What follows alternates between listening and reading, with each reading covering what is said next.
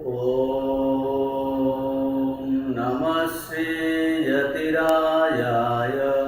विवेकानन्दसूरये सच्चित्सुखस्वरूपाय स्वामिने तापहारिणे परतत्त्वे स्वदालेन रामकृष्णसमाज्ञया यो धर्मस्थापनरतो वीरेशं तं नमाम्यहम्।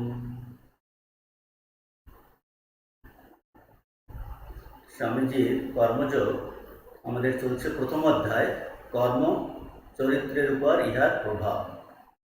কর্ম in it's effect on character. আগে যে পর্যন্ত আমরা আলোচনা করেছি, স্বামীজি বলছেন যে all knowledge is insight, the goal of mankind is knowledge. মানুষের জীবনের যে লক্ষ্য হলো জ্ঞান অর্জন, আর এই সমস্ত জ্ঞান আবার ভিতরে বলছেন, লৌকিক বা পারমার্থিক সব জ্ঞান অন্তরে। বাংলাতে পৃষ্ঠা 2, ইংরেজিতে page number 3। All knowledge, therefore, secular or spiritual, is in the human mind. এখন মানুষ হলো এই অনন্ত জ্ঞানের ভাণ্ডার।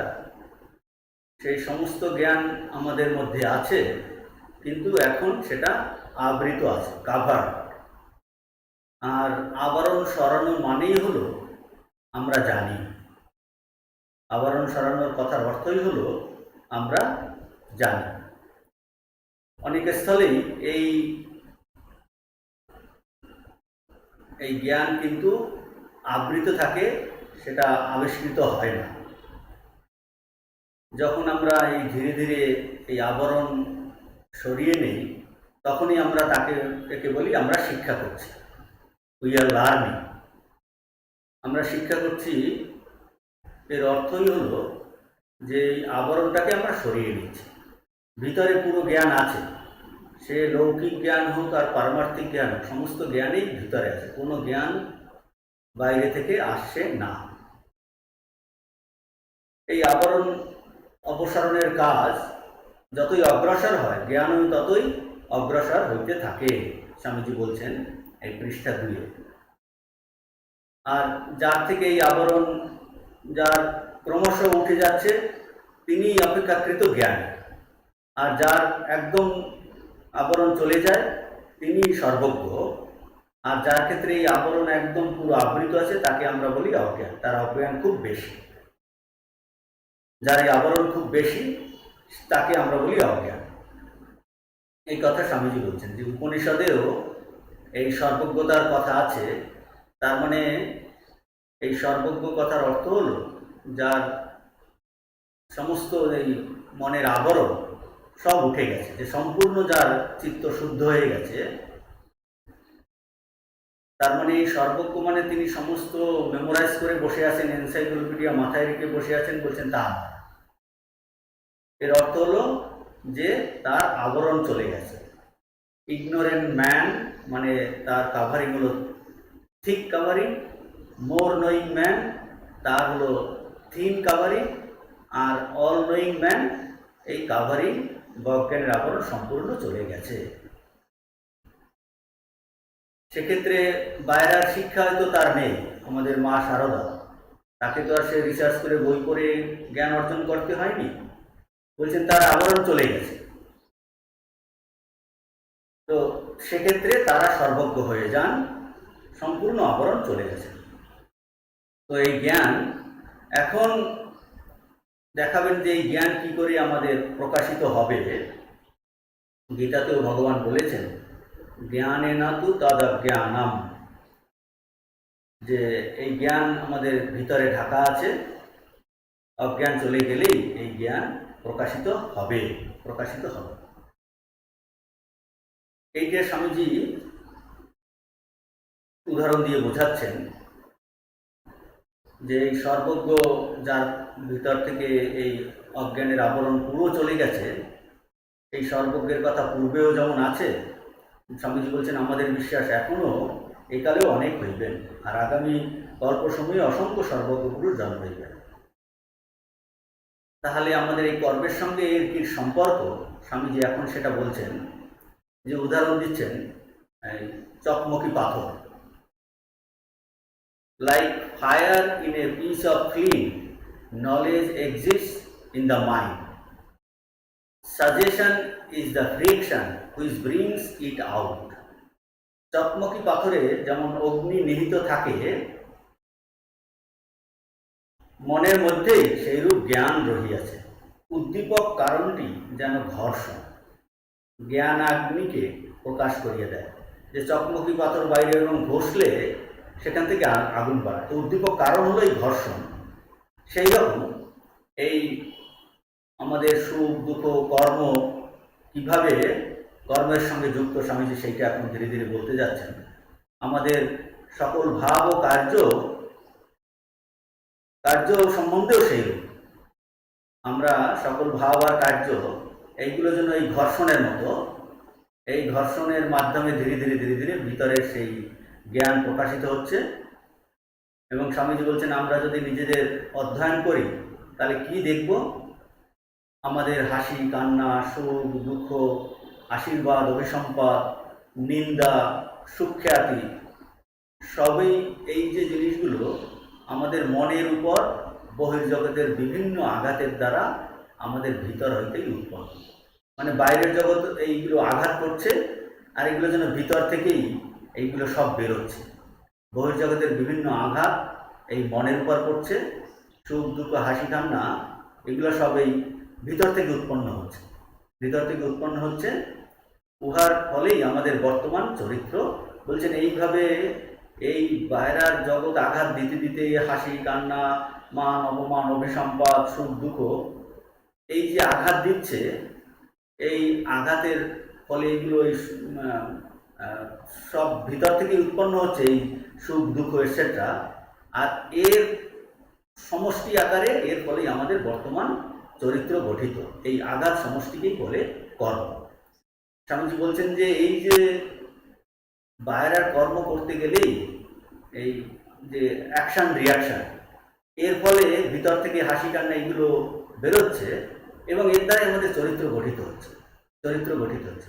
আর এই সমস্ত আঘাত সমষ্টি হলো কর্ম, সমস্ত আঘাত সমষ্টি কর্ম। এবং এরা কি করছে, আত্মার অভ্যন্তরস্থ অগ্নিকে বাহির করিবার জন্য, উহার নিজ শক্তি ও জ্ঞান প্রকাশের জন্য যে কোনো মানসিক ও দৈহিক আঘাত প্রদত্ত হয়, যে আঘাত প্রদত্ত হয় তাহাই কর্ম।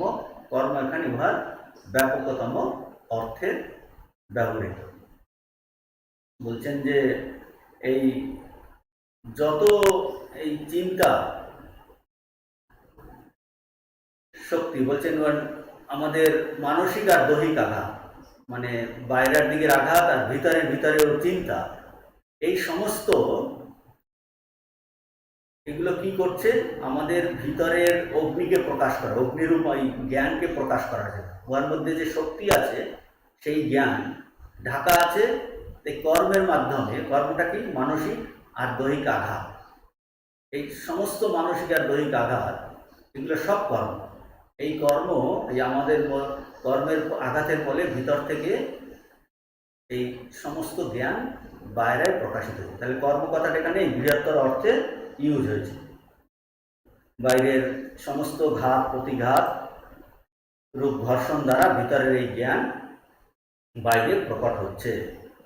এখন এর সঙ্গে তাহলে কর্মযোগের সঙ্গে কি সম্পর্ক হবে, স্বামীজি বলবেন যে যেরকম কর্মের দ্বারা বা যেভাবে কর্ম করলে, যে ভাব নিয়ে কর্ম করলে এই ভিতরের জ্ঞান প্রকটিত হবে, সেটাই হবে ঠিক ঠিক কর্ম, ঠিক ঠিক কর্ম। আর এই কর্ম শব্দটি এখানে এই ব্যাপক অর্থে স্বামীজি ইউজ করেছেন, যে karma is here the inner experiences generated by karma. অর্থাৎ যেসব মানসিক দৈহিক আঘাত দ্বারা এই আত্মার ভিতরের যে অগ্নি, যে জ্ঞান, অর্থাৎ নিজস্ব শক্তি প্রকাশিত হয়, তাই ঠিক ঠিক কর্ম। অর্থাৎ আমরা কথা বলছি, শুনছি, শ্বাস গ্রহণ করছি, হাঁটছি, চলছি, এই সমস্তটাই কিন্তু কর্ম, এই সমস্তটাই কর্ম। তাহলে এই আমাদের তাহলে জানতে হবে কি করে এই ভিতরের এই যে অনন্ত জ্ঞান, এই জ্ঞানের ভাণ্ডার, তাকে আঘাত করতে বের করতে হবে। কারণ মানুষের জীবনের উদ্দেশ্য হলো জ্ঞান লাভ। Goal of mankind is knowledge. আর সেই নলেজ যদি ভিতরে থাকে, তাহলে আমাদের এই পদ্ধতিটা জানতে হবে যে কী করে এই আঘাত করে এই সেই ভিতরের জ্ঞান বাইরে আমরা পেতে পারি। এখন এই প্রত্যেক কর্মই কিন্তু এই অ্যাকশন আর রিয়াকশান, এগুলো অবশ্যম্ভাবী। আমরা কর্মযোগ অধ্যয়ন করছি, এটাও যেন আমাদের একটা আঘাত করছে, আমাদের চিন্তা করছে। আমরা যখন এই শাস্ত্র অধ্যয়ন করছি, কর্মযোগ করছি, মানে এই আইডিয়াগুলি আমরা বোঝার চেষ্টা করছি, এটা কিন্তু একটা এই ঘর্ষণ আমাদের চিন্তা শক্তিকে আঘাত দিচ্ছে। আমরা কোনো শ্রেষ্ঠ মানব মহাপুরুষের সঙ্গ করছি, তার সঙ্গে কথা বলছি, সেটাও একটা যেন ঘর্ষণ। আমরা যে কোনো শাস্ত্র পড়ি, অধ্যাত্মশাস্ত্র, গীতা বা যে কোনো শাস্ত্র, সেটাও যেন একটা আঘাত। কাজেই এই কর্ম করা, যে কোনো কর্মযোগে পার্টিসিপেট করা, সেটাও একটা আঘাত। কাজেই এই প্রত্যেক কর্ম মানেই হলো এই অ্যাকশন রিয়াকশন। সেটা মানসিক হতে পারে, বাইরের এই স্থূলও হতে পারে, সমস্তই এই অ্যাকশন রিয়াকশান। তাহলে আমরা যদি এইটাকে ঠিকভাবে দিক নির্দেশ দিতে পারি, প্রপারলি ডিরেক্ট করতে পারি, তাহলে এই সমস্ত আঘাত, মানসিক আর দৈহিক, সূক্ষ্ম, স্থূল সমস্ত আঘাত কী করবে, এই আমাদের ভিতরের যে অনন্ত শক্তি জ্ঞান আছে, সেটাকে প্রকাশ করতে সাহায্য করবে। অর্থাৎ কিনা আমরা আমাদের যে ভিতরের অনন্ত জ্ঞানের ভাণ্ডারকে, যাকে কিনা বলে দৈব সত্তা, ডিভিনিটি, সেটাকে আমরা উপলব্ধি করতে পারব। একেই অন্য ভাষায় বলে চিত্তশুদ্ধি। এই কর্ম যদি ঠিকভাবে আমরা এইভাবে করতে পারি, ঠিক ভাব নিয়ে, তখনই এটাকে বলে চিত্তশুদ্ধি। আর এটার দুটো দিক আছে। একটা হলো আমাদের এই কাভারিংটা কি, এক অর্থে বেদান্তের দিকে বলবে কাভারিং হলো আমি আর আমার ভাব, যা ভিতরের এই জ্ঞান ও শক্তি বের করে আনে, তাই ঠিক কর। তাহলে এই আমি আমার ভাব যাতে চলে যায়, সেইভাবে যদি আমরা কর্ম করতে পারি, যাতে আমি আমার ভাবটা কমে, সেটাই হবে ঠিকভাবে কর্ম। এখন এটা একজন যিনি শিক্ষক, যিনি শেখাচ্ছেন, আর যিনি একজন সাধক, এর দুজনের ভূমিকা আছে। কি ভূমিকা? একজন সাধক যিনি অধ্যাত্ম সাধনা করছেন, তিনি ভগবান লাভ করতে চান, সেই ভগবান ভিতরে আছে, তাহলে তিনি জানেন যে ভগবান ভিতরে আছে, সেই জন্য সে তীব্র সাধনা করছে, স্ট্রাগল করছে তার মনের সঙ্গে। সে মনের সঙ্গে স্ট্রাগল করছে। সে জানে আমার মনের মধ্যে কিছু আবরণ আছে, কিছু দোষ ত্রুটি আছে, কিছু ডিফেক্ট আছে, যেটা মনের ময়লা আমরা বলি। তো বলছেন যে সেইগুলো যদি সে রিমুভ করতে পারে, তাহলে ভিতরে ভগবানকে সে উপলব্ধি করতে পারবে। সেটা হলো তার চেষ্টা। আর এখন কোনো গুরুর কাছে গেলে, তিনি তো শিক্ষক, তিনি জানেন, তিনি কি চেষ্টা করেন, তিনি এই শিষ্যের, তিনি তাকে হিন্টস দেন। টিচার তাকে কিন্তু তাকেও বলেন, তার এই কিছু উপদেশ দেওয়া মানে কিছু হিন্টস দেওয়া, যাতে কিনা এই শিষ্য বা বাইরের জগতের ক্ষেত্রে ছাত্র সে চিন্তা করতে পারে। হিন্টস দিচ্ছেন যাতে ভিতরের জ্ঞানটা বাইরে বেরিয়ে আসে। যদি আধ্যাত্মিক জ্ঞান, সেটাও কিন্তু ভিতরে আছে। আর বাইরের দিকের এই লৌকিক জ্ঞানের টিচার কি করেন, তাকে এই অঙ্ক করতে বলেন, ফিজিক্সের কোনো তত্ত্ব, তাকে হিন্টস দিচ্ছেন যে এইভাবে চিন্তা হবে। চিন্তা করতে করতে সে ভিতর থেকেই ওই জ্ঞানটা বেরোচ্ছে। মানে টিচার এখানে কি করছেন, একটা হিন্টস দিচ্ছেন। সে আধ্যাত্মিক ক্ষেত্রেও, আধ্যাত্মিক যিনি গুরু, তিনিও বলছেন যে এইভাবে করলেই ভিতর থেকে তোমার জিনিসটা তুমি বুঝতে পারবে। যেমন আমরা আগে আলোচনা করেছিলাম এই বরুণের ক্ষেত্রে, বরুণ যেমন টিচার, তার বাবা ভৃগু শিষ্য ভৃগুকে শিখিয়েছেন, বলছে এইভাবে চিন্তা কর। কি করে তিনি জানেন যে এই ছাত্র বা শিষ্যের ভিতর থেকে কি করে এই জ্ঞান প্রকাশিত হবে? উভয় ক্ষেত্রেই মেথড হলো যে সাধক সে সাধনা করে তার চিত্তশুদ্ধি করছে, অজ্ঞান আবরণ দূর করার চেষ্টা করছে। গুরু কি করছেন? তাকে কিছু হিন্ট দিচ্ছেন যে এইভাবে সাধন করো। লৌকিকের ক্ষেত্রেও, এই লৌকিক জ্ঞান লাভের ক্ষেত্রেও কিন্তু তারা এইরকম হিন্টস দেন যাতে এই অজ্ঞানের আবরণটা সরে যায়, সে তার ভিতরের জ্ঞানকে আবিষ্কার করতে পারে। এরকম প্রত্যেককেই যেন এই ল অফ গ্র্যাভিটেশন এটসেট্রা সবাইকেই, ছাত্র হোক শিক্ষক হোক, প্রত্যেককে নিজেকেই যেন আবিষ্কার করতে হবে, প্রত্যেকেই নিজেকে আবিষ্কার করতে হবে। আর এই যেটা ছাত্ররা এই জন্য বলে যে শ্রদ্ধা সহকারে যদি আমরা এই জিনিসগুলো অধ্যয়ন করি বা চেষ্টা করি, কর্মযোগ সেভাবে করি, তাহলে এই আবরণটা ধীরে ধীরে এর থেকে আমরা বেরিয়ে আসতে পারি, আমাদেরও রিসেপটিভিটি তৈরি হয়। এই হলো ব্যাপার। এরপরে পরের যে ইম্পর্টেন্ট পয়েন্ট,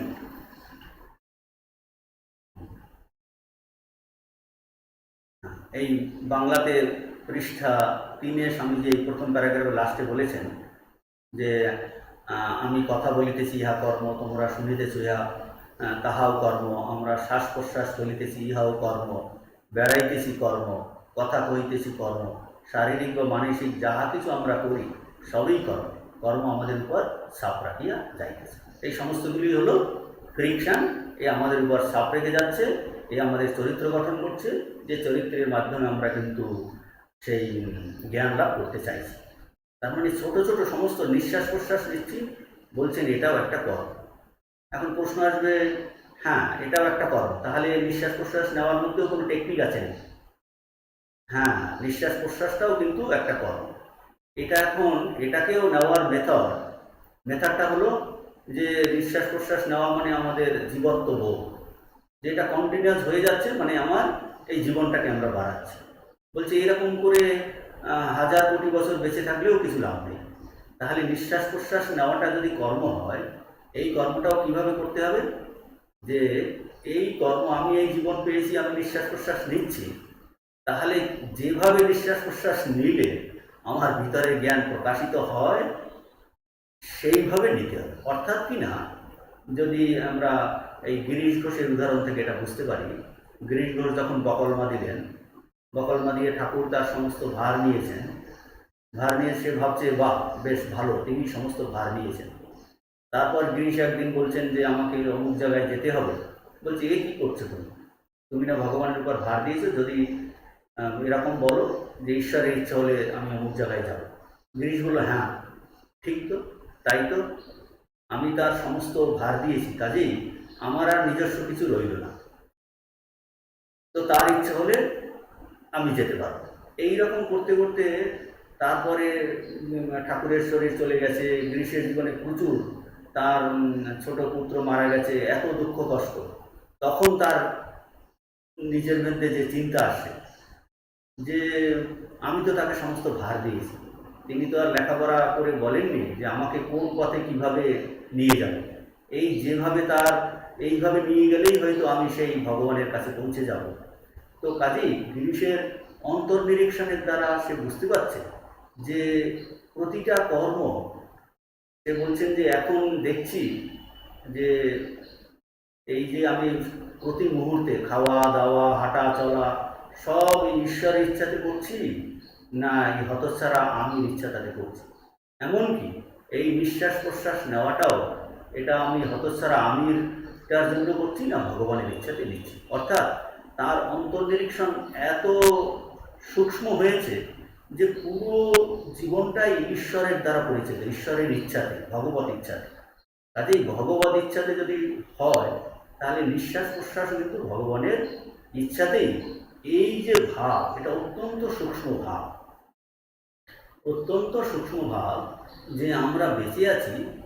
এইভাবে বেঁচে থেকে বলছে এই কর্মটা, তাহলে এই বেঁচে থাকা, নিঃশ্বাস প্রশ্বাস মানেই বেঁচে থাকা। তাহলে নিঃশ্বাস প্রশ্বাস কীভাবে নিতে হবে যাতে সেটা কিন্তু আমার ভিতরের জ্ঞানকে প্রকাশিত করতে সাহায্য করে। অর্থাৎ এই নিঃশ্বাস প্রশ্বাসটাও যে ভগবানের ইচ্ছাতে হচ্ছে, এইটা সচেতনভাবে চিন্তা করতে করতে করতে করতে এই ভগবানের উপর নির্ভরতা এমন আসে, এই গিরিশ ঘোষের উদাহরণ দ্বারা আমরা বুঝতে পারছি যে তখন তার ধারণা হয় যে নিঃশ্বাস প্রশ্বাস পর্যন্ত কিন্তু ভগবানের ইচ্ছাতেই নিচ্ছে। তো এইরকম ভগবানের নির্ভরতা বলছেন যে শ্বাস প্রশ্বাস ফলিতে ইহাও কর্ম। তাহলে এই কর্মটা কিভাবে করতে হবে? করতে হবে ভগবানের উপর নির্ভর করে। তাহলেই সেটা, আমি বলবো যে সেটা কর্মযোগে রূপান্তরিত হবে এবং সেটা কি করবে, আমার এই যে ভিতরের আবরণকে দূর করবে, অজ্ঞান আবরণকে। তখনই ভগবান ভিতরে আছে, সেই ভগবান প্রকাশিত হবে। কাজেই এই বেড়াইতেছি কর্ম, কথা কহিতেছি কর্ম, এই শারীরিক বা মানসিক যাই আমি করি কর্ম, কাজেই হাঁটা চলা দেখা বলা, মানসিক যত চিন্তা, আমরা সকাল ঘুম থেকে উঠে রাত না ঘুমানো পর্যন্ত যত আমরা চিন্তা করছি সমস্তটাই কর্মের মধ্যে পড়ব। কাজেই এই কর্ম, এই চিন্তা, মানসিক চিন্তা আর বাইরের যত কর্ম, এটা আমরা কিভাবে করব, যেভাবে করলে আমার ভিতরের ওই আবরণ, অজ্ঞান আবরণ চলে যায়, ভিতরের জ্ঞান প্রকাশিত হয়, সেইটাই কর্মযোগ শেখা, যে কীভাবে আমাদের করতে হবে। এই ধীরে ধীরে বিভিন্নভাবে আমাদের শেখাবেন সামনে। এরপরে নতুন একটা টপিক আসছে যে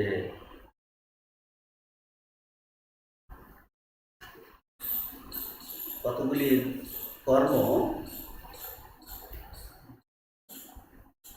বাংলাতে পৃষ্ঠা 3, কতগুলি কার্য আছে যেগুলি অনেক ক্ষুদ্র ক্ষুদ্র কর্মের সমষ্টি।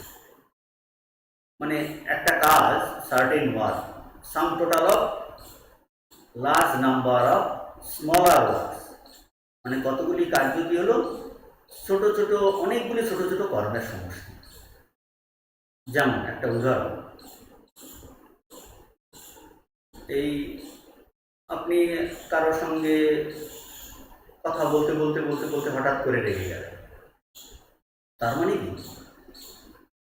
এই ভিতরে আপনার বিভিন্ন ইমপ্রেশন জমা হচ্ছে, ভিতরের অঙ্গ, ভিতরের ছোট ছোট চিন্তা, অহংকারের ভাব, এই সবগুলো যেগুলো আপনি ঠিকভাবে সংযত করতে পারেননি, এই সবগুলো যে ফোর্সের সমষ্টি মিলে হঠাৎ করে আপনি রেগে গেলেন, তাকে একটা কটু কথা বলে দিলেন, বা আমি রেগে গেলাম অন্যকে একটা কটু কথা বলে দিলাম। মানে এই বাইরের যে কার্যটা, রেগে যাওয়া কার্যটা হলো, এর ভিতরে কিন্তু অনেকগুলো রিয়াকশন ছিল। তো কাজেই এই অনেক একটা বাইরের কাজ, বিশাল বড় একটা বিল্ডিং হচ্ছে, সেই বিল্ডিং আমরা দেখছি একটা বিল্ডিং দাঁড়িয়ে আছে, সেই বিল্ডিংয়ের পিছনে যে কত অসংখ্য ছোট ছোট লক্ষ লক্ষ কাজ আছে। একটা আপনি এই ছবি আঁকছেন বা একটা জিনিস গড়ছে, তার পিছনে যে কত ছোট ছোট কাজ, চিন্তা করা কিভাবে হবে, কিভাবে বলতে হবে, এই সমস্ত, মানে যে কোনো কাজ অনেকগুলো ছোট কাজের সমষ্টি। স্বামীজি এখানটায় বলতে চাইছেন যে কোনোটাই ফেলনা নয়, প্রত্যেকটা কাজেই কিন্তু ইমপ্রেশন, সংস্কার তৈরি করছে, সংস্কার তৈরি করছে। বড় একটা কাজ, একজনে বিশাল বড় লেকচার দিল বা দুর্গা পূজা করল, পূজারই হলো প্রধান, কিন্তু তার এই পূজা করতে গিয়ে কত অসংখ্য ভিতরে ভান্ডার আছে, সেখানে কত লোকে ফল কাটছে, ঘর মুছছে, তারপর ঢাকি আছে, প্রতিমা তৈরি করেছে, বুঝছেন, অনেক ছোট ছোট কাজের ফলেই কিন্তু বাইরের এই দুর্গা প্রতিমা এই পুজো হচ্ছে। কিন্তু অনেকগুলো ছোট ছোট কাজের সমষ্টি মিলে হচ্ছে, হয়তো এই ছোটো কাজগুলো অন্যে করছে আর অনেকগুলো কাজ অন্যেরা করছে। বলছেন এই প্রত্যেকটা ছোট কাজেরই একটা ইমপ্রেশন তৈরি হয়। স্বামীজি এখানটায় উদাহরণ দিচ্ছেন যে বড় আমরা এই সমুদ্রে যে বড় একটা বিশাল তরঙ্গ, এই তরঙ্গ মানে বড় একটা তরঙ্গ যা দেখি, যার শব্দ শুনি, এই তরঙ্গ অসংখ্য ক্ষুদ্র ক্ষুদ্র তরঙ্গের সমষ্টি। সেই রকম সেই উদাহরণ দিয়ে স্বামীজি বলছেন আমাদের যে হৃদয়ের প্রত্যেক কম্পনেই কার্য হচ্ছে, কতগুলি কার্য ইন্দ্রিয় গ্রাহ্য হয়ে ধরা দেয়, কতগুলো কিন্তু ধরা দিচ্ছে না, ভিতরে ছোট ছোট এই জিনিসটা এখানটায় বোঝাচ্ছে। যে এই সমুদ্র তটে দাঁড়িয়ে স্বামীজি উদাহরণ দিচ্ছেন, আমরা তরঙ্গের ধ্বনি শুনতে থাকি, ভয়ানক শব্দ বলে বোধ হয়, কিন্তু তবু আমরা জানি একটি তরঙ্গ প্রকৃতপক্ষে লক্ষ লক্ষ অতি ক্ষুদ্র তরঙ্গের সমষ্টি, উহাদের প্রত্যেকটি হইতেই শব্দ হইতেছে, কিন্তু তাহা আমরা শুনিতে পাই না। মানে ছোট ছোট তরঙ্গদের শব্দ হচ্ছে, সেগুলো আমরা শুনতে পাচ্ছি না, কিন্তু যখন একটা বড় তরঙ্গ হচ্ছে সেইটা আমরা শুনতে পাই। সেগুলো কিন্তু এই বড় তরঙ্গ ওই ছোট ছোট অসংখ্য তরঙ্গের সমষ্টি হয়ে দাঁড়াচ্ছে, যখন উহার একত্রিত হয়ে প্রবল হয় তখন আমরা শুনিতে পাই। এইরূপ আমাদের হৃদয়ের প্রত্যেক কম্পনেই কার্য হইতেছে।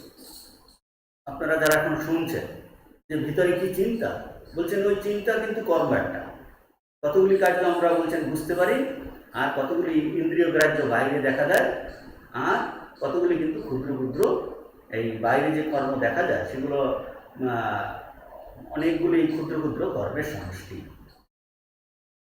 এরপর আসছেন স্বামীজি যে বলছেন এই কোনো ব্যক্তির চরিত্র যদি দেখতে হয় তাহলে এইরকম একটা বাইরের বড় একটা কাজ, সে লেকচার দিল বা বিশাল একটা ডোনেশন দিল, বা বলছে এই বড় কাজের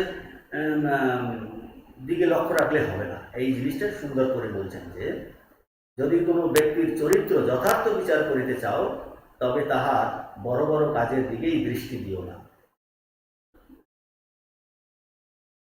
অবস্থা বিশেষে নিতান্ত নির্বোধ বীরের মতো কাজ করিতে পারে। যখন কেউ অতি ছোট ছোট সাধারণ কার্য করিতেছে তখন দেখো সে কিভাবে করিতেছে, এইভাবেই মহৎ লোকের প্রকৃত চরিত্র জানিতে পারিবে। বড় বড় ঘটনা উপলক্ষে অতি সামান্য লোকও মহত্বে উন্নীত হয়, কিন্তু যাহার চরিত্র সর্বদা মহৎ, প্রকৃতপক্ষে তিনি মহৎ, সর্বত্র সর্বাবস্থায় তিনি একই প্রকার। বলতে চাইছেন যে ছোট ছোট কাজেই মহত্ব বোঝা যায়, যে ছোট ছোট কাজের সমষ্টি মিলেই কিন্তু একটা বিশাল বড় কাজ হচ্ছে, কিন্তু বিশাল বড় কাজ দেখে ওই ব্যক্তিকে বিচার করা যাবে না, সেইটা স্বামীজি এখানটায় বোঝাচ্ছে। যে কেননা কোনো বিশেষ অবস্থাতে যখন বাইরের লোকজনে দেখবে, নামযশ আছে, ছবি তুলছে, বিশাল করে বেরোবে, বলছেন অত্যন্ত নির্বোধ বিশাল একটা বড় কাজ করে ফেলবে, বিশাল সাহসী একটা কাজ করে ফেললো, লোকে জানবে বলে সে বিশাল হয়তো একটা ডোনেশন দিয়ে দিল। বলছে এই কাজের দ্বারা তার চরিত্র কিন্তু তুমি ঠিকভাবে বুঝতে পারবে না। সামান্য লোক ওই বীরের মতো কাজ করতে পারে, মহৎ উন্নতি হতে পারে, কিন্তু যার চরিত্র সর্বদা মহৎ, প্রকৃতপক্ষে তিনি সর্বত্র সর্বাবস্থায় তিনি একই প্রকার। অর্থাৎ যে যে ব্যক্তি ছোট কাজ, বড় কাজ, মাঝারি কাজ সমস্তটাই ওই একই গুণপনাতে করে, বলছে তিনি মহৎ। অ্যাকচুয়ালি যার চরিত্র সর্বদা মহৎ, অর্থাৎ ছোট কাজের ক্ষেত্রেও মহৎ, মাঝারি কাজের ক্ষেত্রেও মহৎ, বাইরের বড় কাজের ক্ষেত্রেও মহৎ, সে যখন ঘরে একা থাকে তখন সে ওই খুব সুন্দরভাবে কাজ করবে, আর যখন কেউ না থাকে, কেউ একজন থাকলেও, বাইরের জগতে অনেক লোক থাকলেও ওই একইভাবে সে করবে। তো কাজেই এই শুধু বাইরের একটা বড় কাজ দেখে বিচার করা না, বলছে ছোট ছোট কাজ কিভাবে করছে সেইটা থেকে বিচার করতে হবে, কারণ নির্বোধ লোক অনেক সময় কিন্তু বিশেষ অবস্থাতে বড় কাজ করে থাকে। স্বামীজি আসলে বলতে চাইছেন যে you be very careful for small work. মানে স্মল ওয়ার্ক মানে কিভাবে আমি খাচ্ছি, কিভাবে দেখছি, কিভাবে হাঁটছি, কিভাবে চিন্তা করছি, আমি কাজ করার সময় কি চিন্তা করছি, আমার ভাবনা, ফিলিং, থিঙ্কিং, এই সমস্তই এই সমস্ত ক্ষেত্রে খুবই যত্নপূর্বক করতে হবে। কাজেই কারণ এই প্রত্যেকটাতেই কিন্তু আমাদের ইমপ্রেশন তৈরি হচ্ছে। যিনি মহৎ হচ্ছেন তার হাঁটা চলা দেখা বলা বলছে প্রত্যেকটাই কিন্তু ওই মহৎ হওয়ার পক্ষে তার চরিত্র গঠন করছে। সেই চরিত্রের দ্বারাই সেই বিশাল মহৎ শুদ্ধ চরিত্রের সৎ চরিত্রের লোক হয়েছে। কাজেই বড় একজন বিশাল বড় একজন স্কুলের বা কলেজের প্রিন্সিপাল আর হসপিটালের বিশাল বড় সেক্রেটারি বা বড় অফিসার সেখানে বিশাল পোস্টে কাজ করছে, বলছে that is not important. Say actually বাড়িতে ছোট কাজ কীভাবে করছে, কারণ বাইরেয় যখন সে লোকে দেখছে তখন হয়তো সে খুব ভালো ব্যবহার করছে, তখন সেটা করার চেষ্টা করছে, কিন্তু বাড়িতে সে খুব সাধারণ অবস্থাতে ছোট কাজ কীভাবে করছে, এইটা বলছেন সমস্ত ছোট ছোট কাজেরই কিন্তু এফেক্ট তৈরি হয়, তার দ্বারাই কিন্তু এই চরিত্র গঠিত হয়। এটা আমাদের চরিত্রকে মোল্ড করছে। কাজেই এইটার ক্ষেত্রে এই বাইরের মানুষ কি বলছে বা না বলছে, বাইরে বিশাল রেজাল্ট হচ্ছে কি না হচ্ছে, বলছে সেটা ইম্পর্টেন্ট নয়। সমস্তই এই কর্মযোগের আন্ডারে আসবে। মানে সব কিছু কীভাবে আমাকে এফেক্ট করছে, আমার ভিতরে সংস্কার তৈরি করছে, আমার চরিত্র গঠিত হচ্ছে, যে চরিত্রের দ্বারা আমরা কিন্তু ওই জ্ঞানকে আমরা অর্জন করতে চাইছি, যে জ্ঞান আমাদের মধ্যেই কিন্তু আছে। যেমন উদাহরণ দেওয়া যায়, ঠাকুরের যে শ্রীরামকৃষ্ণের যে পার্ষদরা, স্বামীজি, রাজা মহারাজ, শরৎ মহারাজ, যোগানন্দজি, বলছেন যে স্বামীজি যখন দেওঘরেতে ছিলেন তো একদিন হাঁটতে বেরিয়েছেন, তো দেখছে একটা বাচ্চা ছেলে অন্য দিক দিয়ে আসছে, তার পায়ে একটা ছোট বুট জুতা, কিন্তু বুট জুতোর তার ফিতেটা খোলা। স্বামীজি হাঁটতে বেরিয়েছেন, ওইটা দেখে সে নুয়ে ওই বাচ্চা ছেলেটির ওই জুতোর লেসটি বেঁধে দিয়েছে। বলছে তুমি এত অগোছালো কেন, সব ঠিকঠাকভাবে থাকতে হবে। পরে পরবর্তীকালে এই যে ছোট্ট একটা কাজ, স্বামীজি নিজে ওই বাচ্চা ছেলেটির জুতোর লেস বেঁধে দিলেন, বলছে এই ছোট কাজের এফেক্ট তার জীবনে বিশাল পরিবর্তন এসে পরে ওই ব্যক্তি বড় হয়েছে। বলছে স্বামীজি এই একটা কাজ, যে সে স্বামীজি বিশাল বড় লেকচার দিয়েছেন এত, বলছে এই ছোট কাজেও কিন্তু সে মহান। এই শরৎ মহারাজ লিখেছেন যে ঠাকুরের ঘরে যে প্রত্যেকটা জিনিসে, যে কোনখানে ছুরিটা থাকবে, কোনখানে জলের পুজোটা, যে সমস্তটাই এই ঠিক ঠিক জায়গায়। শরৎ মহারাজ এইটা একটা পরীক্ষা করেছে, যে ছুরিটা, জলের পুজোটা, অন্য গ্লাসটা, যেগুলো একদম ঠিক ঠিক জায়গায়, মানে মন এত তার অর্গানাইজ যে প্রত্যেকটা বার। যোগানন্দজি ভেবেছিলেন এই ঠাকুর কেন এই ফলের কথা চিন্তা করেন, প্রসাদ দিল কি দিল না, কিন্তু কেন প্রসাদ তার ঘরে আসে তারও বিশাল রহস্য যোগানন্দজি পরে বুঝতে পারলেন। যেখানে যারা ভগবান চিন্তা করে, ভক্তরা আসে, তাদের জন্যই এই এই প্রসাদ এই ঘরে আসে, আর বাকি যারা নিয়ে যায় তারা অন্য অনেক কাজে ব্যয় করে, যে রাসমণির যে মন্দির তৈরি তা যাতে কিছুটা কাজে আসে। কাজেই ঠাকুরের প্রত্যেকটা কাজেই এই মহত্বের পরিচয়।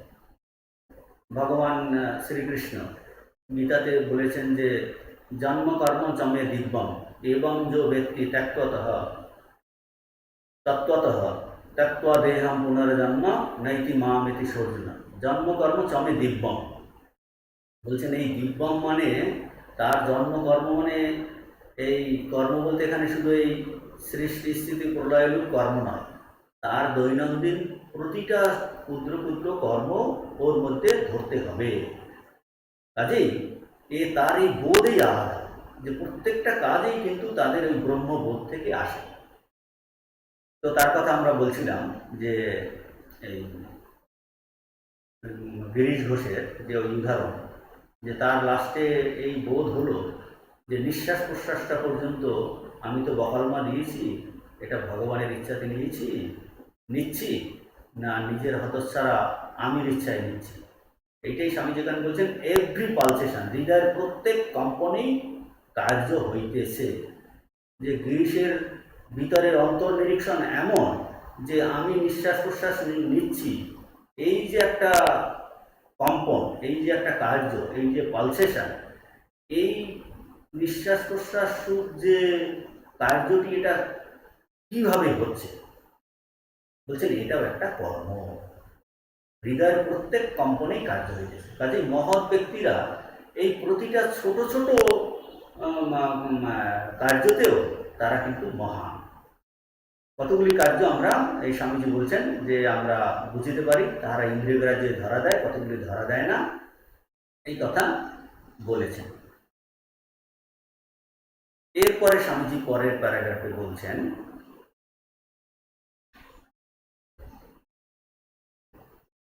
মানুষকে যত প্রকার শক্তি লইয়া নাড়াচাড়া করিতে হয়, তন্মধ্যে যে কর্মের দ্বারা তাহার চরিত্র গঠিত হয়, তাহাই সর্বাপেক্ষা প্রবল শক্তি। প্রবল শক্তি, এই নূতন আইডিয়া নিয়ে আসছেন।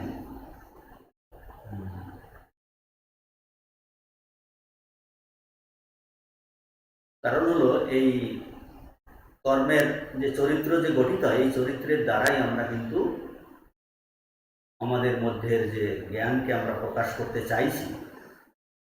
আর এই চরিত্র হলো কি, এ সেন্টার অফ পাওয়ার। বলছেন প্রত্যেকটি মানুষ এই জন্য একটা শক্তি কেন্দ্র। আমাদের ভালো মন্দ সুখ দুঃখ এই শক্তি কেন্দ্রের চতুর্দিকে যেন সংলগ্ন হচ্ছে, সে ভিতরে এসে ওখানে দ্রবীভূত হচ্ছে। তারপর শ্রেষ্ঠ ব্যক্তি যাদের মহান চরিত্র, সে ওইগুলোকে সব যেন ঘেটে ঘেটে ঘেটে ঘেটে ওর থেকে এসেন্স নিয়ে নিচে অ্যাসিমিলেট করছেন, তারপর বাইরে বের করে দিচ্ছেন। অর্থাৎ কিনা যত এই ভালো মন্দ সুখ দুঃখ, তার সঙ্গে তার রেসপন্স কী হবে, কীভাবে তিনি রেসপন্স করবেন, সেটা ভিতরের থেকে সে ঠিক করে তারপরে তার চরিত্র হচ্ছে, চরিত্র নামক মহা শক্তি গঠন করে এবং বহির্দেশে প্রক্ষেপ করে। এই কথা স্বামীজি বলছেন যে এই কর্মের দ্বারাই এই রকম মহান শ্রেষ্ঠ শক্তিশালী চরিত্র গঠিত হয়। আর এই রকম শক্তিশালী চরিত্র হলো এক একটা সেন্টার। জগতের সমুদায় শক্তি যেন সে নিজের দিকে আকর্ষণ করে নিচ্ছে। আকর্ষণ করে কি করছে, সে সেটাকে চারণ করছে, দ্রবীভূত করে, একাকার করে, তারপর যেন বাইরের দিকে সে আবার সেই শক্তিকে প্রক্ষেপ করছে। একদিকে সমস্ত জগৎকে যেন নিজের দিকে টানছেন, টেনে জগতের যত দুঃখ কষ্ট মানুষের কি চিন্তা সব নিয়ে সেখানে দ্রবীভূত করে তিনি এখান থেকে তার ভালো জিনিসটা বার করে আবার প্রক্ষেপ করছেন, যাতে জগতের কল্যাণ হয়। বৃহৎ তরঙ্গ আকারে প্রক্ষেপ করছেন যে প্রত্যেক মানুষই এইরকম একটি কেন্দ্র, ভালো মন্দ সেটা সব তার কাছে আসে, সে ওখান থেকে বাইরে প্রেরণ করে। এইরকম এক একটি কেন্দ্রই প্রকৃত মানুষ, তিনি সর্বশক্তিমান। এইরূপ একটি কেন্দ্র মানে শ্রেষ্ঠ চরিত্রের কথা বলছেন, যে যিনি সমস্ত জগতে তার থট কারেন্ট দিতে পারেন, তিনি সর্বশক্তিমান, সর্বজ্ঞ। আর তিনি তার নিজের দিকে সমস্ত জগৎকে আকর্ষণ করিতেছেন। ভালো মন্দ সুখ দুঃখ সবই তার দিকে চলিয়াছে এবং তার চতুর্দিকে সংলগ্ন হইতেছে। তিনি ওইগুলির মধ্যে হইতে চরিত্র নামক মহাশক্তি গঠন করিয়া লইয়া উহাকে বহির্দেশে প্রক্ষেপ করিতেছেন। তাহার যেমন ভিতরে গ্রহণ করিবার শক্তি আছে, সেইরূপ বাহিরে প্রক্ষেপ করিবার শক্তিও আছে। কি বলছেন, মানে এই সর্বশক্তিমান আমরা যে বড় বড় চরিত্র, বুদ্ধ বা যীশুখ্রিস্ট, এইরকম বড় চরিত্র দেখি, স্বামীজি বলতে চাইছেন এইরকম বড় বড় চরিত্র যেন একটা সেন্টার। তিনি কি করছেন, জগতের সমস্ত দুঃখ কষ্ট ভালো মন্দ যেন তার দিকে সমস্ত দিকে সংলগ্ন হচ্ছে। তিনি ওইগুলো ভিতরে নিচ্ছেন, নিয়ে চিন্তা ভাবনা করছেন যে মানুষের কেন এত দুঃখ এত কষ্ট, এই জ্বালা, তারা কোথা থেকে এসেছে, তাদের সমস্যাটা কি, চার করে করে করে করে করে করে করে করে সেখান থেকে এসেন্স বার করছে। এসেন্স বার করে কি করে জগতের মঙ্গল হয়, সেই হিসাবে এখন তিনি ধরুন কাউকে উপদেশ দিচ্ছেন, একটা শক্তিশালী থট কারেন্ট তিনি প্রবাহিত করছেন। হয় বা ঘরে বসে তিনি চিন্তা করছেন শুভচিন্তা, বা উপদেশের মাধ্যমে, তার সঙ্গের মাধ্যমে, যারা তার শিষ্য ডিসাইপেল তাদের মধ্যে সেই শক্তিটা সঞ্চার করছে, তাদের মাধ্যমে অন্যের মাধ্যমে যাচ্ছে। মানে এই একদিকে একদিকে তিনি জগৎকে নিজের দিকে আকর্ষণ করছেন, আবার সবের দুঃখ কষ্ট নিয়ে মানুষের কল্যাণের জন্য এই শুভ চিন্তার প্রভাব যেন বাইরে পাঠাচ্ছেন। এই বলছেন যে এইভাবে এই চরিত্র নামক একটা মহাশক্তি গঠন করে বহির্দেশে প্রক্ষেপ করছেন। একদিকে চরিত্র গঠিত হচ্ছে, তিনি আকৃষ্ট করে যে শক্তিশালী চরিত্র গঠিত হচ্ছে, আবার তিনি কি করছেন, গঠিত হওয়ার পরে তিনি বহির্দেশে প্রক্ষেপ করছেন, বাইরের দিকে প্রক্ষেপ করছেন। এই কথা স্বামী এখানটায় বলছেন যে এই চরিত্র এই কর্মের দ্বারাই কিন্তু তৈরি হয়, কর্মের দ্বারাই তৈরি হয়। হ্যাঁ, এই স্বামীজি যেমন ঠাকুর বঙ্কিমকে বলছেন যে মূলো খেলে মূলোর ঢেকুর ওঠে, অর্থাৎ কিনা যে যত অ্যাটিচিউড, রিয়াকশান, সমস্ত কিছুর যে আমরা যে চিন্তা করে যা করছি, যেরকম চিন্তা করছি সেই রকমই কিন্তু বাইরে যাবে। আর মহাপুরুষদের ক্ষেত্রে কি, তারা বাইরের মানুষের সুখ দুঃখ এগুলো তাদের মধ্যে এলেও তারা কি তরঙ্গ প্রেরণ করছেন, তারা কিন্তু ওখান থেকে চারণ করে মানুষের কল্যাণ রূপ মহাশক্তি বাইরে বলছেন, তাহারা যেমন ভিতরে দিক গ্রহণ করিবার শক্তি আছে সেই রূপ বাহিরে প্রক্ষেপ করে, যে চরিত্র নামক মহাশক্তি তিনি গঠন করেন ওইগুলো নিয়ে এবং বাইরের দিকে প্রক্ষেপ করেন। কাজেই এই মানুষের চরিত্র গঠনের জন্য, আধ্যাত্মিক গঠনের জন্য তাদের এই শক্তি ব্যয়িত হয়, মানুষের যাতে এই আধ্যাত্মিক উন্নতি হয়, মানুষের চরিত্র গঠিত হয়, সেই রকম শক্তি তারা বাইরে প্রক্ষেপ করেন, সেই রকম চিন্তাধারাই কিন্তু তারা বাইরে প্রক্ষেপ করে।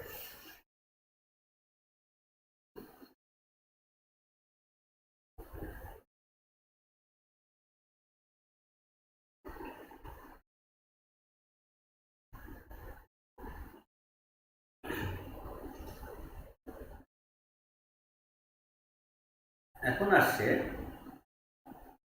বাংলা পৃষ্ঠা 4।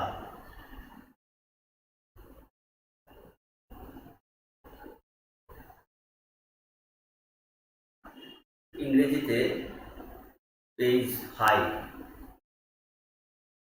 এখন স্বামীজি বলছেন যে এই চিন্তা শক্তি আর ইচ্ছা শক্তি, এই যে আগে প্রসঙ্গ এলো যে মহান যে সর্বশক্তিমান চরিত্র তারা এই বাইরের শক্তি ইচ্ছা শক্তি প্রেরণ করেন, এখন এই চিন্তা শক্তি ইচ্ছা শক্তির এই প্রসঙ্গ আসছে যে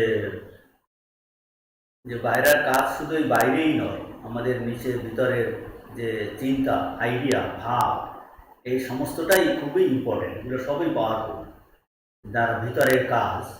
কাজেই আমরা শুধু বাইরের ডিসপ্লে দেখি, কিন্তু এই মানুষের ভিতরের মনের চিন্তাটাই ইম্পর্টেন্ট। চতুর্দিকে যত কাজ আমরা দেখছি সব এই চিন্তা শক্তি, ইচ্ছা শক্তিরই প্রকাশ। ইচ্ছা শক্তি কোথা থেকে উদ্ভূত হয়? ইচ্ছা শক্তি চরিত্র থেকে উদ্ভূত হয়। আবার চরিত্র কিভাবে হয়? বলছে চরিত্র কর্মের দ্বারা গঠিত হয়। আমরা এখানটা পড়ব যে স্বামীজি বলতে চাইছেন যে ঠিকভাবে যদি আমরা কর্মগুলো করতে পারি, এই কর্ম, শুভ কর্ম, শুভ চিন্তা, শুভ রিয়াকশান, সমস্তটাই যে তাহলে কি হবে, আমাদের একটা শুভ সৎ শক্তিশালী চরিত্র গঠিত হবে। সেই শক্তিশালী চরিত্রের দ্বারা কি হবে, সেখান থেকে বাইরে ইচ্ছা শক্তি নির্গত হয়, এই চরিত্র থেকে ইচ্ছা শক্তির বিকাশ হয়, আর তার ফলেই এই ইচ্ছা শক্তির দ্বারাই বাইরের যত কাজ এই ইচ্ছা শক্তির দ্বারাই হয়েছে। কাজেই এই কর্মযোগের ক্ষেত্রে আমরা we should be more concerned about thought process, চিন্তা। এই দুটি জিনিস, একটা আমাদের আছে একটা চিন্তা জগৎ আর আইডিয়া জগৎ, thought world and idea world. মানে আমরা কর্মযোগ করছি, উপনিষদ পড়ছি, ঠাকুরমা স্বামীজির বই পড়ছি, গীতা পড়ছি, আমাদের ভালো লাগে। এখন আমাদের নিজেদের অন্তর্নিরীক্ষণ পরীক্ষা করে দেখতে হবে যে আমার আইডিয়া জগৎ চেঞ্জ হয়েছে কিনা, না আমি এইসব পড়াশোনা করছি, কর্মযোগ শুনছি, উপনিষদ করছি, অথচ ওই পূর্বের চিন্তার মতোই আমি নিজেকে চালাচ্ছি। কাজেই আমার মধ্যে কিন্তু পরিবর্তন আসতে হবে। যে আমার চিন্তা জগতে পরিবর্তন আসতে হবে। কাজেই আমাদের মনের যে প্রধানত থিঙ্কিং, ফিলিং, উইল, এই যে তিনটা ফ্যাকাল্টি, চিন্তা শক্তি, ইচ্ছা শক্তি আর এই আবেগ শক্তি, এইগুলোর পিছনে কি আমাদের প্রেরণা, তো সেটাই হলো important. So with good motives আমরা যদি কাজ করি, শুভ ইচ্ছা যদি কাজ করি, তাহলে আমাদের চরিত্র এই শুভ হবে, আমাদের উইল পাওয়ারও এরকম শক্তিশালী হবে। এই রিলেশন স্বামীজি দেখান এখানটা, এই রিলেশনটা দেখাবেন না। বলছেন যে জগতে যত প্রকার কার্য দেখিতে পাই, মনুষ্য সমাজে আমাদের যত আলোড়ন হচ্ছে, চতুর্দিকে যত কার্য, সবই কোথা থেকে এসেছে? বলছে প্রথমে চিন্তা আকারে। এই দেখুন না, মোবাইল বলুন, কম্পিউটার বলুন, যে কোনো কেউ চিন্তা করেছে যে এইরকম যদি একটা ডিভাইস হয়, এই যে স্যাটেলাইট, যে কোনো জিনিস, প্রথমে কিন্তু এইগুলো চিন্তার আকারে, চিন্তার এগুলো চিন্তার প্রকাশ, মানুষের ইচ্ছার প্রকাশ, তারপর কিন্তু বাইরে স্থূল এসেছে। আমি যেখানটায় বলছেন যে ছোট বড় যন্ত্র, নগর, জাহাজ, রণতরী, যে বড় বড় যে নূতন এক একটা ডিভাইস আবিষ্কার হচ্ছে, এটা কিন্তু প্রথমে এই ইচ্ছা থেকেই বেরিয়েছে। চিন্তা, ইচ্ছার বহিঃপ্রকাশ হচ্ছে এই কর্মর দ্বারা। বলছেন এই ইচ্ছা কোথা থেকে এলো? চরিত্র হইতে উদ্ভূত হয়। চরিত্র আবার কীভাবে গঠিত হয়েছে? এই কর্মর দ্বারা নির্মিত হয়েছে। ইচ্ছার প্রকাশ কর্মের অনুরূপ। যে কর্ম করে করে করে করে এইরকম চরিত্র গঠিত হয়েছে, কন্টিনিউয়াস আপনি একটা নিয়ে ভাবছেন, ভাবতে ভাবতে ভাবতে ভাবতে ভাবতে ভাবতে ওই রকম ইচ্ছা বের হবে। যে সবসময় আপনি ধরেন নিঃস্বার্থ হওয়ার চেষ্টা করছেন, মনেতে চিন্তা, প্রতিটা কাজে, হাঁটাতে, চলাতে, করতে করতে করতে করতে সেই রকম কাজ করতে করতে করতে করতে নিজের ওই রকম এই কর্ম করতে করতে এই ইচ্ছার প্রকাশ ওইভাবেই হচ্ছে। যে তখন সে আর শুভ চিন্তা ছাড়া অন্য চিন্তা করতেই পারবে না, সৎ কাজ ছাড়া অন্য কাজ করতেই পারবে না। এই ইচ্ছার প্রকাশ কর্মের অনুরূপ, কারণ ওইরূপ কর্ম করেছে, কর্মের অনুরূপ। প্রবল ইচ্ছা শক্তি সম্পন্ন যে সকল মানব জগতে জন্মিয়াছেন, তাহারা সকলেই প্রচণ্ড কর্মী ছিলেন। বলছেন এই যে জগতে আমরা প্রচণ্ড ইচ্ছা শক্তি সম্পন্ন বড় বড় চরিত্র দেখি, বলছে তারা সবাই কর্মী ছিলেন। এই কর্মের মাধ্যমেই তারা ওই রকম মহৎ ইচ্ছা হয়েছে। তাহাদের এত ইচ্ছা শক্তি ছিল, তাহারা জগৎকে উলট পালট করিয়া দিতে পারিতেন। একটা কথা মনে করছে, 1926 তখন এই অসহযোগ আন্দোলন হবে, অনেক কংগ্রেস লিডাররা, মহাপুরুষ মহারাজ তখন সংঘাতদক্ষ, তার কাছে এসেছে। তারা বলছেন যে রামকৃষ্ণ মিশনের কাছে এত শক্তি আছে, তারা যদি এই আন্দোলনে যোগ দেয় তাহলে খুব তাড়াতাড়ি স্বাধীন হবে। মহাপুরুষ মহারাজ বলেছেন যে হ্যাঁ ঠিকই, যে ঠাকুর স্বামীজি তো কথাই নেই, আমাদের কাছে এত শক্তি আছে, কিন্তু সেই শক্তি কিন্তু এই ক্ষেত্রে ব্যবহার করা হবে না। ঠাকুরমা স্বামীজি বলছেন এটা আধ্যাত্মিক উন্নতির জন্য, মানুষের চরিত্র গঠনের জন্যই ব্যয়িত হবে। সেটা বলছেন যে তাহাদের এত ইচ্ছা শক্তি ছিল যে তাহারা জগৎকে উলট পালট করিয়া দিতে পারিতেন। শোনা যায় মহাপুরুষ মহারাজ এরকম বলেছেন যে হ্যাঁ আমাদের এত শক্তি আছে যে জগৎকে উল্টে পাল্টে রেখে দিতে পারি, কিন্তু সেটা এই স্থূল কাজের জন্য ব্যবহৃত হবে না, সেই রকম নির্দেশ নেই, শুধু আধ্যাত্মিক উন্নতির জন্যই ব্যয়িত হবে। এইটাই স্বামীজি বলছেন যে ওই শক্তি তারা কী করে এই শক্তি মানুষের চরিত্রতে আসে? বলছে ওই শক্তি তারা যুগ যুগান্তরভাবে নিরবিচ্ছিন্ন কর্মের দ্বারা লাভ করিয়াছে। বলছেন এই কন্টিনিউয়াস শুভ চিন্তা, শুভ কর্ম এই করতে করতে করতে করতে করতে করতে এই নিরবিচ্ছিন্ন কর্মের দ্বারাই সেটা লাভ করেছে। এখন স্বামীজি এই উদাহরণ দ্বারা বোঝাচ্ছেন যে বুদ্ধ বা যিশুর মতো প্রবল ইচ্ছাশক্তি এক জন্মে লাভ করা যায় না, আর উহাকে পুরুষানুক্রমিক শক্তি সঞ্চার ও হেরিডিটারি ট্রান্সমিশন বলা যায়। হেরিডিটারি ট্রান্সমিশনও বলছেন বুদ্ধের, স্বামী যেখানে নিজেই ব্যাখ্যা করছেন, কারণ আমরা জানি তাহাদের পিতারা অর্থাৎ এই বুদ্ধ বা যিশু কিরূপ ছিলেন, তাহারা যে জগতের হিতের জন্য কখনো কিছু বলিয়াছেন তাহা জানা যায় না। যোসেফের ন্যায় লক্ষ লক্ষ সূত্রধর জীবনলীলা সংবরণ করিয়াছে, লক্ষ লক্ষ এখনও জীবিত আছে। বুদ্ধের পিতার ন্যায় লক্ষ লক্ষ ক্ষুদ্র ক্ষুদ্র রাজা জগতে ছিলেন। যদি ইহা কেবল পুরুষানুক্রমিক শক্তি সঞ্চারের উদাহরণ হয়, তবে এই ক্ষুদ্র সামান্য রাজা, যাহাকে হয়তো তার বীরত্ব পর্যন্ত মানিত না, তিনি কিরূপে এমন এক সন্তানের জনক হইলেন, যাহাকে জগতের অনেক লোক উপাসনা করিতেছে। সূত্রধারও তাহার সন্তান, যাহাকে লক্ষ লক্ষ লোক ঈশ্বরের উপাসনা করিতেছে।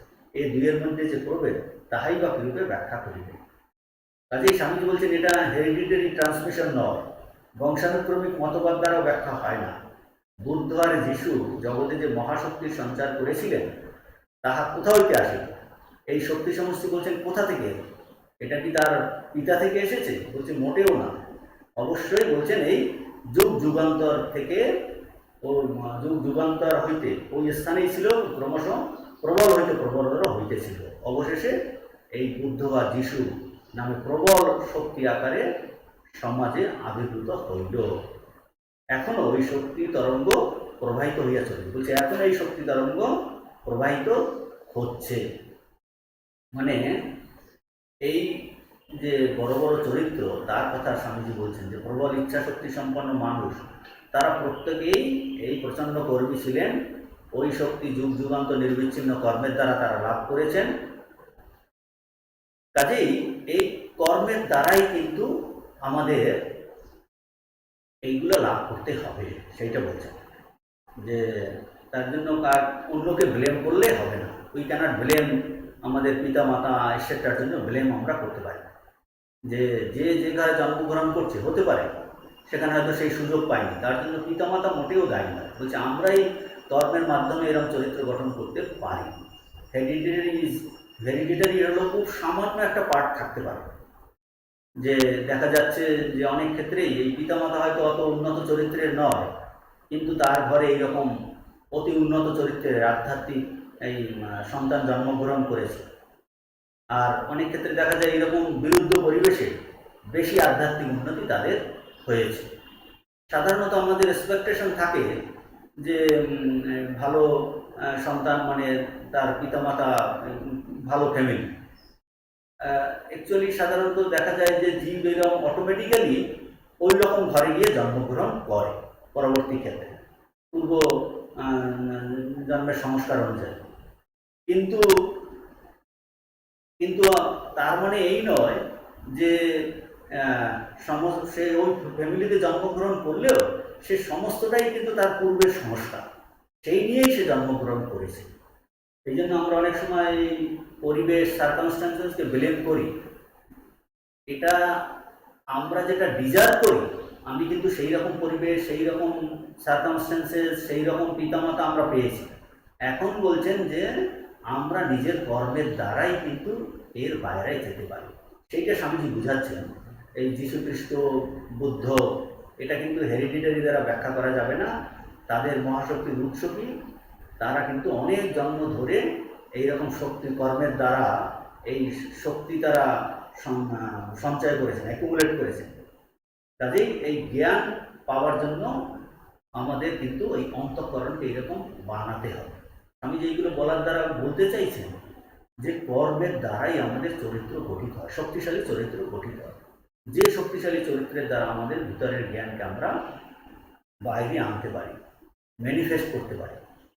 ঠিক ঠিক কর্ম করে আমাদের এই যোগ্যতা আসবে, শক্তি আসবে, এই শক্তি আসবে। এই কথাই স্বামীজি বলছেন যে হ্যাঁ, এই পরের প্যারাগ্রাফে এটার এক্সটেনশন করছেন যে বড় চরিত্র মানে মহাশক্তি। এটা কিসের দ্বারা? স্বামীজি এই পৃষ্ঠা 5 পৃষ্ঠাতে এটা ব্যাখ্যা করছেন যে সবই কর্মের দ্বারা নিয়ন্ত্রিত। এই বুদ্ধ, যিশু, এগুলো সবই কিন্তু এই কর্মের দ্বারাই কিন্তু নিয়ন্ত্রিত হয়েছে। যে স্বামীজি বলছেন যে আমরা সাধারণত বলা হয় what you get what you deserve. উপার্জন না করিলে কেহ কিছু পাইতে পারে না। বলছেন এটাই হলো নিয়ম, ইহাই সনাতন নিয়ম। আমরা কখনো কখনো মনে করিতে পারি ব্যাপারটা ঠিক এইরূপ নয়, কিন্তু শেষ পর্যন্ত আমাদিগকে পূর্বোক্ত নিয়মে দৃঢ় বিশ্বাস হইতে হয় যে আমি যেটা পাচ্ছি এটাই আমি ডিজার্ভ করি। কাজে don't blame outside, don't blame your parents. পিতামাতাকে, আমার পরিবেশকে ব্লেম করে লাভ নাই। বলছে আমি যেটা ডিজার্ভ করি আমি গত জন্মে যেরকম কাজ করেছি সেই রকম পরিবেশ, সেই রকম শিক্ষা দীক্ষা, এইরকম পিতামাতা, এইরকম আমার বন্ধু বান্ধব সব পেয়েছি, তাহলে এইটাই আমাকে মেনে নিতে হবে? বলছে না, তুমি কিন্তু কর্ম করে আরও শক্তি অর্জন করে এসবের প্রভাবের বাইরে চলে যেতে পারো। স্বামীজি বলছেন যে আমরা কখনো কখনো মনে করতে পারি যে কখনো কখনো মনে করতে পারি ব্যাপারটা ঠিক এরূপ নয়, কিন্তু লাস্টে গিয়ে দেখা যায় যে আমরা আসলে যা পাওয়ার যোগ্য সেটাই পাচ্ছি। উদাহরণ দিয়ে স্বামীজি বোঝাচ্ছে, কেউ কোনো ব্যক্তি সারা জীবন ধনী হইবার চেষ্টা করিতে পারে, এই জন্য অনেক লোককে ঠকাতে পারে, কিন্তু লাস্টে সে বুঝতে পারে সে ধনী হবার যোগ্য নয়। এরকম দেখা যায় অনেক সময় পিতামাতা হয়তো অনেক সম্পদ রেখে গেছে, কিন্তু পুত্র যোগ্য নয় বলে সব নষ্ট করে ফেলেছে। কাজেই আবার অন্য ক্ষেত্রে দেখা যায় পিতা হয়তো কিছু রেখে যায়নি, সে কর্ম করে এমন যোগ্য হয়েছে যে সে বিশাল ধনী হতে পেরেছে। এটা খুবই ইম্পর্টেন্ট। স্বামীজি বলতে চাইছেন যে যে আমরা আমাদের শারীরিক ভোগের জন্য অনেক কিছু সংগ্রহ করতে পারি, কিন্তু আমরা নিজ কর্মের দ্বারা যাহা উপার্জন করি তাহাতেই আমাদের প্রকৃত অধিকার। যে কর্মের দ্বারা আমি যেটা অর্জন করেছি বলছে সেটাতেই আমাদের অধিকার। যে স্বামীজি আরও উদাহরণ দিয়েছেন যে একজন নির্বোধ ভাবতে পারে যে আমি পুস্তকাগারে যত বই আছে সব পড়ে ফেলব, কিন্তু স্বামীজি বলতে সে সেইগুলোই শুধু পড়তে পারবে এবং পড়িতে পারিবে, সে যেগুলি পড়িবার উপযুক্ত সেইগুলোই পড়িতে পারিবে। মানে সামনে অনেক বিশাল খাবার থাকলেই যে সে খেতে পারবে তা নয়। বলছেন যে এই যোগ্যতা বাড়ানো যেতে পারে, এটা কর্মের দ্বারা বাড়বে। খুবই ইম্পর্টেন্ট কথা বলছেন যে এই যোগ্যতা কর্ম হইতে উৎপন্ন হয়। যে আমরা কিসের অধিকারী বা আমরা কি আয়ত্ত করিতে পারি আমাদের কর্ম তাহা নিরূপণ করে। যে জীবনে কর্মের ভূমিকা এত গুরুত্বপূর্ণ, ইম্পর্টেন্ট, যে আমি কিসের অধিকারী, আমি কি আয়ত্ত করতে পারবো, আমি ধনী হব না দরিদ্র হব, সমাজে প্রতিষ্ঠা লাভ হবে না হবে, বলছে সমস্ত কর্মের দ্বারা নির্মিত হবে। আমাদের বর্তমান অবস্থার জন্য আমরাই দায়ী। মানে আমি এখন যে অবস্থাতে আছি আমার পূর্বকর্ম তার রেজাল্ট হলো এখন, এবং আমরা যা আমি ভবিষ্যতে কি হতে ইচ্ছা করি, আমি এখন যেভাবে কর্ম করব, যেভাবে চিন্তা করব, যেভাবে জীবনটাকে চালাবো, বলছেন এইটাই আমাদের ভবিষ্যৎ। আমি নিজের ভবিষ্যৎ নিজে তৈরি করছি। আমরা যা হইতে ইচ্ছা করি তা হইবার শক্তিও আমাদের আছে। আমাদের বর্তমান অবস্থা যদি আমাদের পূর্বকর্মের দ্বারা নিয়ন্ত্রিত হয়, তবে ইহা নিশ্চিত হইবে যে ভবিষ্যতে আমরা যাহা হইতে ইচ্ছা করি আমাদের বর্তমান কর্ম দ্বারাই তাহা হইতে পারে। খুবই আশার ব্যাপার।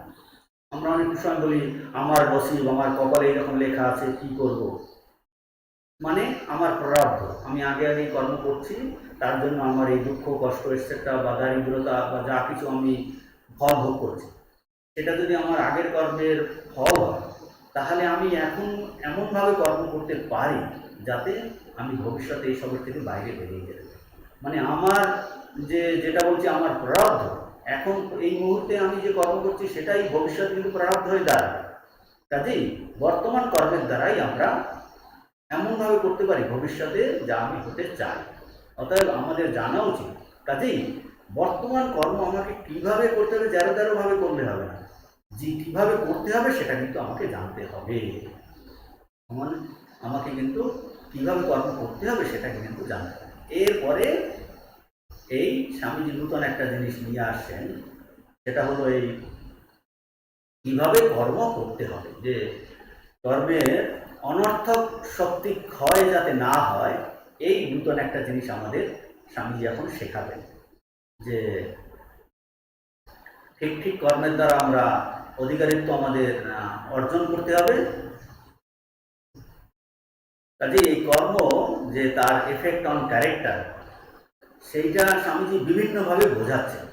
আমাদের কর্মই ডিটারমিন করবে হোয়াট উই ডিজার্ভ। মানে we are responsible our own destiny. We know what we are and what we want to be. আমরা এখন কি সেটা পূর্বকর্মের ফলে নির্ধারিত হয়েছে, এবং ভবিষ্যতে আমি কি হতে চাইছি তাও কিন্তু এই কর্মের দ্বারা নিয়ন্ত্রিত হবে। স্বামীজি এখন নূতন আইডিয়া নিয়ে আসছেন যে শক্তির অনর্থক ক্ষয়, এটা একটা নূতন আইডিয়া। এই স্বামীজি গীতার কথাও বলবেন, বিতার কথাও বলবেন যে আমরা ভবিষ্যতে আমরা যা হতে ইচ্ছা করি আমাদের বর্তমান কর্মের দ্বারাই তা হতে পারি, অতএব আমাদের বর্তমান কর্ম কিভাবে করতে হবে এই প্রশ্ন আসছে। এইটা স্বামীজি এর পরে বলব, আমরা এই টপিক পরের সপ্তাহে আলোচনা করব। আজকে এই পর্যন্ত। ওম শান্তি শান্তি শান্তি। হরি ওম তৎসৎ। শ্রীরামকৃষ্ণার্পণমস্তু।